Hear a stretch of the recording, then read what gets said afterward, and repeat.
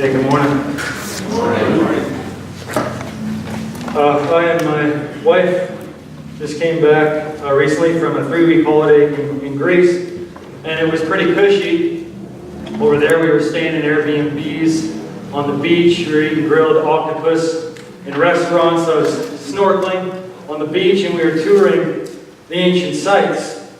And it's interesting how cushiness affects my self-perception. Because when I'm comfortable, I start thinking that I'm a pretty decent dude. Be leaving the hotel and I'd be like, man, I took that coffee filter and I put that in the garbage. So the homemaker doesn't have to do that. We stripped the bedding off, and I even left a half-full jar of peanut butter in the cupboard for the next guy. That's generosity right there. And even when my cappuccino was weak, I would still give 15 to 18% tip to the waiter. That's long-suffering.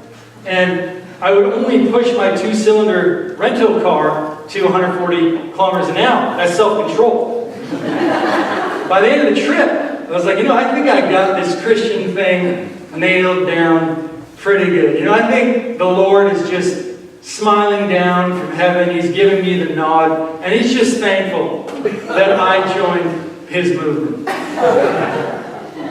And we returned home, and a couple days after getting back, I joined 4 guys from the church here, and we went on this hike called the Extreme Character Challenge with 120 other guys in the mountains in Kananaskis. And Jesus gave me a little bit of a wake-up call. There were no hotel bedrooms out there. There was no octopus. There was no cappuccinos. And when those things were taken away, and I was tired, and I was grumpy, and I was hungry, I found myself ready to engage in hand-to-hand combat for a flat 10 spot, or for my fair share of the communal cheese. And by the end of the trip, my personal sense of saintliness had completely vaporized into thin air.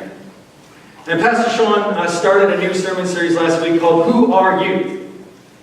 And the basic idea of this series is that when we encounter the darkness in us, as I did last week, our natural reaction is trying to rid ourselves of it by behavior modification. It's like, man, I'm not going to be selfish anymore. I'm going to be selfless. I'm going to give up my desires for my wife's desires. I'm going to watch the movies she wants to watch. I'm going to do the fun things that she wants to do. And I'm going to listen to every word that comes out of her mouth intently. And I'm going to lay down my life for my brother. And I'm going to forgive him when he offends me. I'm going to give him money, my money, when he needs it. I'm going to encourage him and not compete with him. And by raw effort, we try to tweak our character to become the people that we think we should be. And if we work hard at it and we listen to the commands of Jesus, we do make some progress. But moments of weakness often expose how little that progress really is, and how great the yawning gap between our character and the character of Jesus. There is a more effective way to acquire the character of Christ. And that is not just by effort, but by believing and taking seriously what Jesus says about who we are as His disciples. Jesus put a lot of labels, a lot of new labels and new names on us. Labels like loved, sons and daughters of God, adopted into the Father's family, ambassadors of Christ, filled with the Spirit of God, freed from sin, followers of Christ. And when we take those labels seriously, a transformation begins deep down inside of us. Not from the outside in, but from the inside out. And we begin to see ourselves in our depths and the base of our identity as those people that Jesus calls us. And usually after that, we begin to think and act like Jesus, not by sheer effort, but by faith in who He says we are. Last week, Pastor Sean talked about how we are loved by God. Or loved by Him, and how our Father, who is love, is making us like Himself, loving beings. And today we're going to consider another label, another name that Jesus put on us, and that is found in Matthew chapter 5, verse 14. And this is Jesus speaking to his disciples on a mountain, sharing a sermon. It's called the Sermon on the Mount. But here's this label that Jesus gives us. Near the front of his sermon, he says this: "You are the light of the world." You've probably heard that before. You've probably read it before. Maybe you just breezed on to the next sentence. So let's pause there and just think about that statement from Jesus for a second. Imagine that you are there. You're on the top of this kind of grassy hill. Jesus is in front of you, white toga and blue sash and all. The disciples are all around him. You're sitting with them. Jesus stares you straight in the face and he says, "You are the light of the world." Expected more bursts of laughter. When I imagine being there myself, I think, me. Me, Jesus, the light of the world? I think you got the wrong guy. Isn't that your title? You are the light of the world. Let's leave that with you. That's a lot more comfortable. Maybe I could be like the reflector of the light of the world, or the mirror of the light of the world, or something like that. But I am not the light of the world. And when I was studying these words this week, I thought for sure Jesus is speaking in the plural. Like, no way he's speaking in the singular, that individual Christians are the light of the world. Like, Justin and is the light of the world, and Chris is the light of the world. I mean, that's just humorous. There's no way Jesus could have meant that. I thought, Jesus is speaking of his church universal. Maybe together, all of us could bring our dim little whatevers, and we would emanate, a little bit of something that would be worthy of being called light. No, it is singular. Jesus is saying, you, Christian, are the light of the world. Which just doesn't seem right. Then he says, a town built on a hill cannot be hidden. Before I went to Greece, I thought that we Canadians were, the hardcore mountain people. We ski on these slopes and we bike on them, and we run up and down them. But as I was driving through Greece, I was blown away at where people lived. Now, they don't just play on the mountains. They build their entire mountain, or entire town on the mountain. You find like a Greek town 3/4 of the way up Mount Fernie, and they build their church right on the peak. And we have our towns at the bottoms of the valleys. So if you're in Greece and you're driving through the valley, no matter where you are, you can see these towns just way up the mountainside, especially at nighttime when they are lit up. So Jesus says that each of us, as his disciples, is like a lamp. And our collective lamps brought together is like a town or a city on a hill that everybody can see no matter where they are. It's hard to miss. So our local church, this church, aptly named Mountainside Church, is the light, according to Jesus, of Fernie, is the light of Sparwood. So Jesus doesn't say, if we do a good job, if we give lots of money away, if we're really nice people, and the other people around us like us, then we will become the light of the world. He just says that we are. It's a proof fact. You are the light of the world. We are a city on a hill that can't be hidden. Then he goes on. People don't light a lamp and put it under a bowl. Instead, they put it on its stand, and it gives light to everyone in the house. In the same way, let your light shine before others, that they may see your good deeds and glorify your Father in heaven. So Jesus knows that we're going to be tempted to take the light that he has given us and just burn it in here. We're going to have a gathering like this, and we're going to meet week after week, and we're going to be in collections of lights inside this building. We're going to go home to our small group or Bible studies. We're going to be in collections of Christians just burning our light. So he says, let your light burn outside meetings with Christians, in the public spheres. Shine your light where there are no lights. And what does he mean by that? He says, shine your light. Go to the public sphere. Does he mean that he wants us to share the good news? Yes, of course, Jesus does. He often talks about that a lot. He's passionate about that. But here particularly, that's not what he means. He says that he wants us to share our good deeds, by which he typically means acts of love and compassion, especially for the weak and the vulnerable in our society.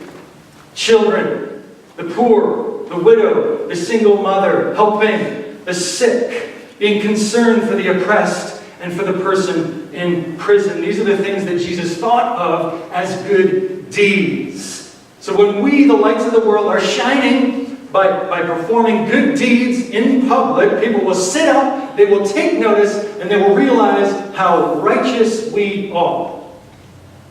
And as he says that they will glorify our Father in heaven, which must mean that the nature of these good deeds would be such that people would look at us and be like, there is no way that that would come from that person. That must be from God.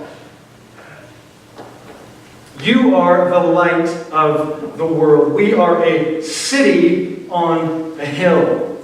If you're sometimes in your right mind like me, the first objection you would have to that is like, there's just no way, I'm just not feeling it. I know what's inside me and it ain't the light of the world. Second, you might think, that's just not our track record, as Christians, as a church, is it? If you were to walk out onto the street and find somebody who didn't believe in God and puff out your chest and be like, I am the light of the world, man. What do you think the first thing they would mention would be? Maybe the Crusades, maybe the Inquisition, maybe the innumerable wars that we have fought in the name of pushing back the darkness. Maybe the judgment, the self-righteousness, the intolerance, the gay-hating. And they would be right about all of that stuff, because all of those things have been done in the name of Jesus. Shame on us. John Ortberg says this: Jesus' followers cause him far more trouble than his enemies. Maybe that's why he seems to move around a lot. By that he means movements of Christians tend to move around the globe. So was Jesus wrong? Are we in fact the light of the world? Or are we more like the wick snuffers of history, smothering everyone else's light under a bushel? Have we brought light, or have we brought darkness to this world? Probably a bit of both. But I want to tell you some stories about some Christians that took that label from Jesus, that they were the light of the world, and received it.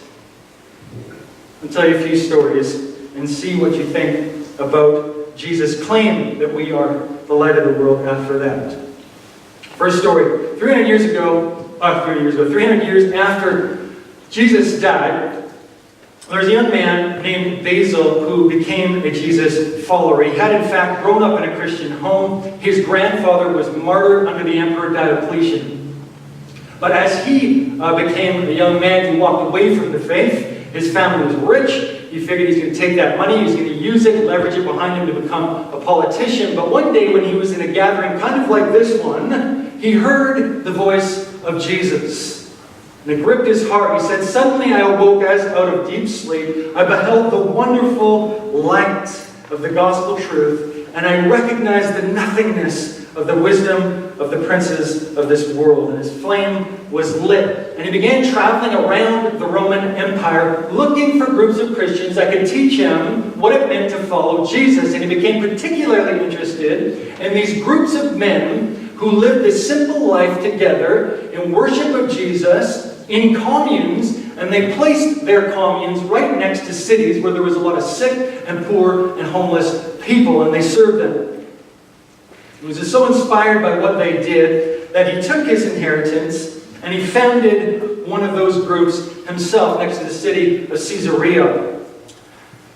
In the Roman Empire at the time, if you broke your leg, there was no ambulance that was coming to get you. There was no hospital where you could go. If you were wealthy, maybe you could pay a doctor and they would come to your home. But otherwise, you better hope that your mom could set a broken leg. Or treat bubonic plague, for that matter, if you got that. But in Basil's commune, which became known as a monastery, if you were hurt or if you were sick, then you were welcome. And there were physicians who were trained in healthcare who had joined themselves to the movement of Jesus, who would care for you free of charge. You got bed, you got food, and you got people who would not abandon you no matter what. And Basil's group of guys accepted whoever came their way, even lepers, who were completely ostracized at the time. If you were a leper, you were chased out of your community because your community was fearful that they would be infected by your disease. But in Basil's monastery, they were welcome. Basil's brother, who traveled around and raised money for his cause, said this in one of his fundraising speeches: "Lepers have been made in the image of God, in the same way that you and I have. And they perhaps preserve that image better than we, so let us take care of Christ while there is still time. Let us minister to Christ's needs. Let us give Christ nourishment. Let us clothe Christ. Let us gather Christ in. Let us show Christ honor." And that same brother, his name was Gregory, was a bishop that sat in a church council called the Council of Nyssa. And they decreed that from then on, whenever they built a church or a cathedral, they would build a hospital next to it. And thus began the public hospital. If you have ever been in a hospital, you can thank Basil for taking Jesus' words seriously. You are the light of the world. Philosopher Mark Nelson puts it this way: if you ask what is Jesus' influence on medicine and compassion, I would suggest that wherever you have an institution of self-giving for the lonely, where we have schools, hospitals, hospices, orphanages for those who will never be able to repay, this probably has its roots in the movement of Jesus, in the movement of people who believe what Jesus said about them. So in this church we have doctors, we have nurses, we have paramedics, we have healthcare workers who wanted to be skilled and trained to care for people that were sick and who were hurt. And every year as a church we pool money to give to the poor and to the sick, to help with Ebola epidemics in Africa, to help with a hospital in India. We pray for the sick, we care for the sick, because we are the lights in the darkness. This is the second story. There's a village on the side of a mountain in China's Hunan province, and it's called Yangjia. It's a pretty small little town. There are 70 people that live in it, 70 families that live in it, and it's quite unique in that almost everybody in Yangjia is a Christian. There's like 3 non-Christians who are completely surrounded in that town. And everybody loves to gather to worship Jesus and to study the Bible. And about 10 years ago, as they were studying, there were particular words from Jesus that started to really stand out to them. Words about caring for widows, words about caring for orphans. And their eyes started to turn to a nearby state-run orphanage. This orphanage is full of kids that had been pulled off the streets of the big cities in China. And the government was already providing them with shelter and with food and with workers to take care of them. But the people of Yangjia knew that there was something that was missing for these kids, and that was a family, a mom and a dad and siblings. And so simultaneously, all 70 of those families went into that orphanage and in an instant adopted 170 children. That is 3 kids per family. And get this, they didn't adopt the cutest and the smartest and the healthiest kids. They asked if they could adopt those with disabilities. Every 170 of those children has an emotional, a physical, or a mental disability. And the whole village has taken it upon themselves to dedicate their lives to showing those children that in God's kingdom there is no second best. And their selflessness inspired a British man named Robert Glover, who's the founder of this organization called Care for Children. It is their mission to take children out of state-run orphanages and put them in the homes of loving families. And of the 1 million orphans in state-run orphanages in China, they have placed 300,000 families. When Robert thinks of the people in Yangjia, he says this: they aren't a village on a mountain, they are a city on a hill. And John Ortberg says this: whenever you say the words World Vision or YMCA or Samaritan's Purse or Compassion International, you are speaking, know it or not, of the movement of Jesus. When Jesus was around, it wasn't a popular thing to care for orphans. In fact, it was legal that if you had a child that you didn't like because it was the wrong gender or it had a disability, that you could hike it out into the woods and leave it to die. It was called exposure, and it was a regular accepted practice in the Roman Empire. But when Jesus' movement began to gain steam, that started to change because his followers remembered his words, the kingdom of heaven belongs to little ones like these. And eventually he was a Christian emperor in the 4th century who outlawed that practice of exposure. But Jesus' followers have found themselves lit up with love for children and with a passion to protect them. And their words and their actions have trickled down through the millennia to change the very way that our society views children and their importance. And Jesus has lit up, I'm sure as you know, people here in this church with hearts for children. There are people here who have adopted, people here who have fostered. There are volunteers in our church who invest week after week in this church and in the schools and the lives of kids because they want them to know the love of Christ. There are people in our church who raise funds every year, and many of you have gone down to El Salvador to build homes for families who have none. I think by my calculations, Dwayne and his team must have built at least 100 homes now for poor families with kids. And many of you give, cumulatively, I'm sure, thousands of dollars every year to sponsor children all over the world because you are the light of the world. Last story. There's a small church of 30 people in Regina, Saskatchewan called Peace Mennonite. It's a little bit higher on the demographic towards the older age.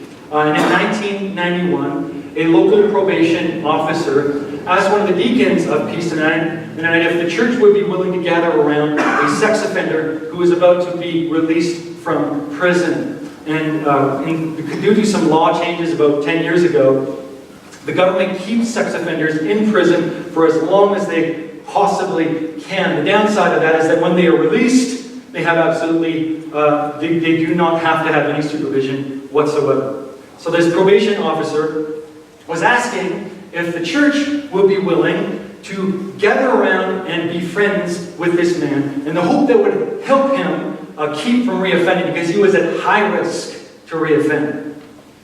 So the people of Peace Mennonite talked about it. And they knew Jesus well. They knew that he is a friend of rejects. That he accepts the unacceptable. That he forgives the unforgivable. And they knew who they were, his followers. So they agreed that they would befriend this man. And they had no official training. They had no big strategy. There was no psychologists among them. They were just going to kind of be this guy's friend and hope that would help keep him from reoffending. And as a group of men went for the first time to see this man, they noticed that there were signs going up and down his street saying, "A sex offender lives here." And as they approached his house, a neighbor opened his door and started swearing at them. A car drove by. Rocks were thrown at them. And they went up to the front door and opened it. Inside, they found a man who was cowering in fear. They met with him week after week, month after month, and they became his friends. He said that it was the only place in his world where he felt normal, was with these Christians. And in the 20 years since these people from Peace Mennonite started meeting with this man, he has never reoffended. Peace Mennonite decided this wasn't just about one man. So they offered to do it again, and again, and again. And eventually, the Mennonite Church of Canada noticed what was going on at Peace Mennonite, and they decided they wanted to do this in their churches across the country. And so it started groups just like the one at Peace Mennonite called Circles of Support and Accountability, where Christians offer acceptance and love and friendship to the most hated people in our society. And get this, there was a study that was done on these groups, and it found that the rates of reoffense amongst those in those groups is 80% less than men not in those groups anywhere else. So how many children and women across Canada have been saved because the people of Peace Mennonite took Jesus seriously when he said, "You are the light of the world"? And they are just a tiny group amongst a host of Christians through millennia who have fought for and loved on and accepted criminals. And I had more stories that I wanted to share with you about the light shone by Jesus' disciples on the poor, on people who cared about education for the disenfranchised, for the movements that have been lit for the equality of women and freedom for slaves, but it would take way too long to tell you that. But I think that Jesus wasn't wrong when he said to his followers, "You are the light of the world." Jesus has lit the flame. He was the original light. He lit the flame in the heart of his followers, and the torch has been passed from Christian to Christian, from generation to generation, from church to church, and it has passed to us. And I know that there is a host of Jesus followers that have come before us who are looking down from heaven and wondering what we are going to do with that flame, because it's our turn to light up the world. Amen? Amen. Let's pray.